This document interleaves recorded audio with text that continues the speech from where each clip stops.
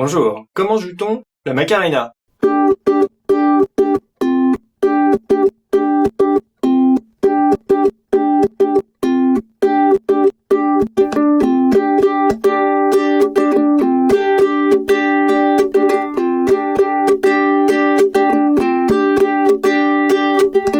La difficulté, c'est le rythme, mais pas les empreintes. Je joue le G5 avec deuxième et troisième doigt, et j'anticipe le F5. Comme ça, quand je passe d'une empreinte à l'autre, je gagne du temps.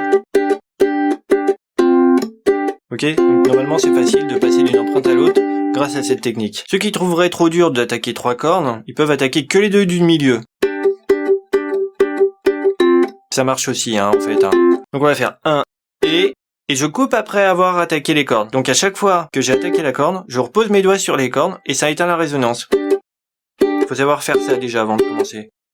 J'attaque, j'éteins la résonance. 1 et 2 et. Donc je compte les temps comme ça. 1, 2, 3, 4. Et sur le et, on joue 1 et 2 et 3, 4, 1 et 2 et 3, 4, 1 et 2 et. Et puis quand on sait faire, on attaque un troisième accord sur le 3. 1 et 2 et 3, 4, 1 et 2 et 3, 4, 1 et 2 et 3, 4, 1 et 2 et 3, 4. Et après, on rajoute encore un accord sur un et qui est avant le 4. Le 3 est long, on va dire 3 et 4, comme ça. 3 et 4. 3 et 4. 3 et 4. 3 et 4. Et dans le contexte, 3, 4, 1 et 2 et 3 et 4. 1 et 2 et 3 et 4. 1 et 2 et 3 et 4.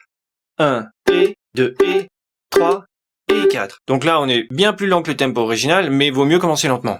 Même peut-être pour certains on est trop rapide, mais si on le faisait plus lent, à un moment on se perd. Donc on va pas plus lentement non plus. Quand on accélérera, ça fera 1, 2, 3, 4, 1 et 2 et 3 et 4. 1 et 2 et 3 et 4. 1 et 2 et 3 et 4. 1 et 2 et 3 et 4.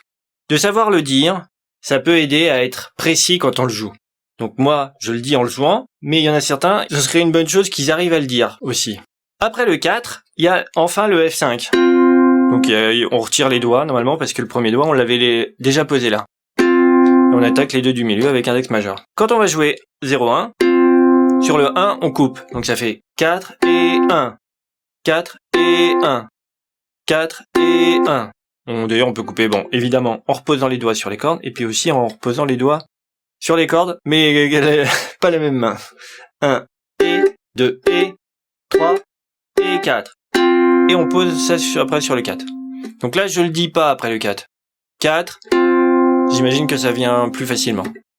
3, 4, 1 et 2 et 3 et 4, F, 2, 3, 4, 1 et 2 et 3 et 4, F, 2, 3, 4, 1 et 2 et 3 et 4. 1, 2, 3, 4, je tourne en boucle. 1 et 2 et 3 et 4. F1 et 2 et 3 et 4. F1 et 2 et 3 et 4. F1 et 2 et 3 et 4. F1. 1 et 2 et 3 et 4. F1 et 2 et 3 et 4. F. La quatrième fois, ça change. Avant le F, on jouera le 2. Et donc, les deux derniers temps, ça fait 3 et 4. Ok? 3 et 4. 3 et 1, 2 et 1, 2, 1, 2, 3 et 4. Donc sur le 4, on jouera le 2 en plus. Ici, sur cette quatrième mesure, soit on tourne en boucle cette première portée, c'est-à-dire qu'une fois qu'on a fini 1 et 2 et 3 et 4, et je reprends au début. et ça marche. Ou alors je continue sur la deuxième portée qu'on verra juste après. J'enchaîne toute la portée au même tempo, faut qu'on y arrive. 3, 4, 1 et 2 et 3 et 4. 1 et 2 et 3 et 4. 1. Dernière, 1 et 2 et 3 et 4.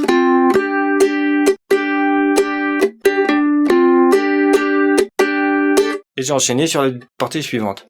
J'ai les deux mêmes empreintes. Je plaque. Ou alors je fais bas.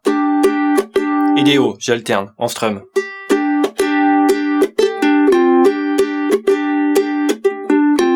Vous faites comme vous préférez. Les croix, soit on étouffe, et on fait un fruit ou un chunk. Chunk, c'est la main gauche qui fait le geste, et fruit, c'est la main droite. Mais c'est la même chose, on va dire.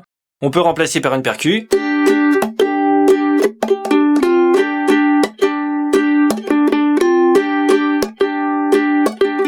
Ou par un silence.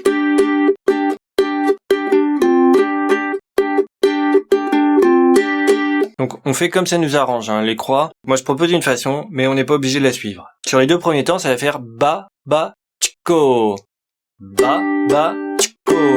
Pareil, je dis haut, on peut faire bas. Si on préfère ba, ba, tchk, ba. On fait comme ça nous arrange. Ba, ba, tchko. 3, 4. On tourne en boucle. Ba, ba, tchko. 3, 4. Ba, ba, tchko. 3, 4. Ba, ba, tchko. 3, 4. Ba, ba, tchko. Et on rajoute un ba. 3 et ba, ba, tchko, ba. 4 et ba, ba, tchko, ba. 4 et ba, ba, tchko, ba. 3 et ba, ba, tchko, ba. 4 et ba, ba, tchko, ba. Foot. 3 et ba, ba, tchko, ba, tchk. 3 et ba, ba, tchko, ba, tchk. Voilà, j'ai rajouté un chunk après le dernier ba. Et là, je fais un haut tout de suite après le tchk, le dernier que j'avais rajouté. Donc ça fait le troisième temps, ba, tchko, ba, tchko. Ok? Ba, tchko, ba, tchko, ba, tchko. 3 et ba, tchko. 1, 2, ba, tchko. On rajoute ce qui précède, deuxième et troisième temps. C'est pas facile de faire comme ça, mais ça aide à l'apprendre. 4, 1, tchko, ba, tchko. Tchko, ba, tchko. 4, 1, tchko, ba, tchko. 4, 1, tchko, ba, tchko. 4, 1, tchko, ba, tchko. Et là, on peut reprendre depuis le début. 3, 4, ba, ba, tchko, ba, tchko. Ba, ba, tchko, ba, tchko. Ba, ba, tchko, ba, tchko. Ba, ba, tchko, ba, tchko. Ba, ba, tchko, ba, tchko. Quand on a fait le haut, on peut rajouter. C'est les deux dernières notes. Ce sont les mêmes que les deux dernières de la première portée quand on faisait le début du riff. Donc là, comme on tourne en boucle, c'est encore plus dur, je vais ralentir. 3, 4, ba, ba, tchko, ba, tchko, ba, ba, tchko, ba, ba, ba, tchko, ba.